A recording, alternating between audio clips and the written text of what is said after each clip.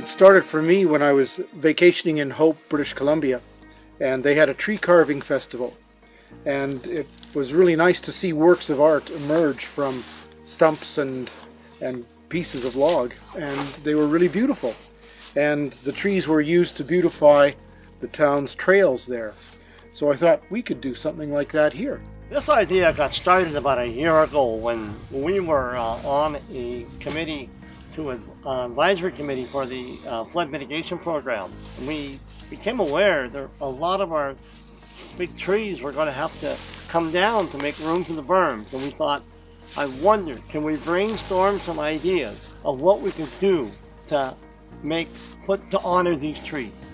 We had seen on the TV there was the Carver King show, and we had seen the Carver Kings and thought that the chainsaw carving would be a way of honoring these huge trees, these great, special trees. When we questioned the end use on the trees, basically it was going to be mulch and firewood, and we thought that there should be a lot better life for the special trees of the valley. So we came up with this idea and started moving forward with it. I care about this project for several reasons. One is the beauty of the valley and how these trees added to it.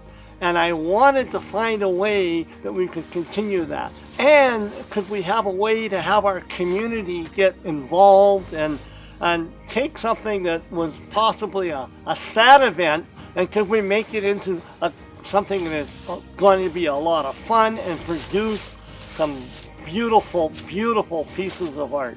We Tree recognized the need, the pain of the community, and the need to come up with something good for the life of these trees and from the project. So that's why we suggested going with towards this project and doing something good.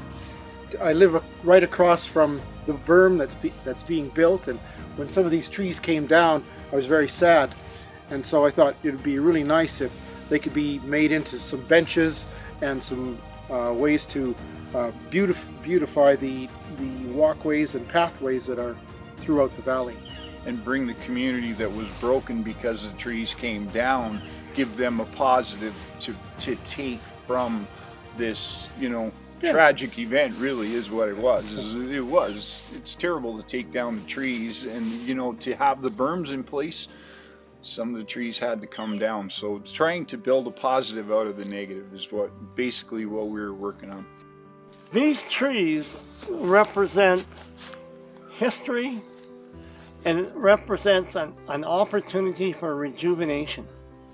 Trees start, they grow, they end. So for us to be able to take the ending piece of this and create something that has a longevity for the community, to me, it was rejuvenation. And that tree is probably over 2 meters around. So you got to think that tree's over 100 years old.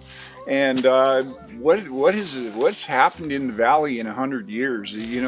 Basically the coal mines have been here and gone. There's been tornadoes, there's been floods, and these trees have seen it all.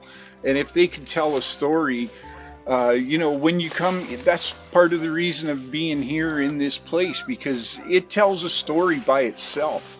Chainsaw carving was quite a bit of it going on in BC, and it's not very prevalent here in Alberta. Every once in a while you'll hear about somebody that gets going with it. I did see in Rimbey there are some carvings on trees that had come down or broken off up top, and they had carved things there, and I always thought it was kind of neat that they honored their trees like that.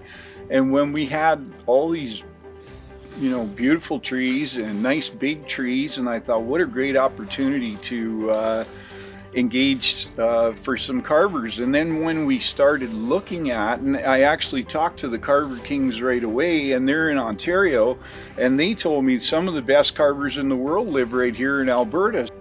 We had, Darren Jones and Marina Cole. We contacted them and came up with Marina for our initial project, and that was such a success. We just felt that we could move forward with it, and We had to go bigger. and we had to mimic the success of Hope. You know, Hope has over 80 carvings in and around their community, and they have trails, and they have all ways that, you know, people can go and see them and marvel at them. And We like the idea of a chainsaw carving for the material.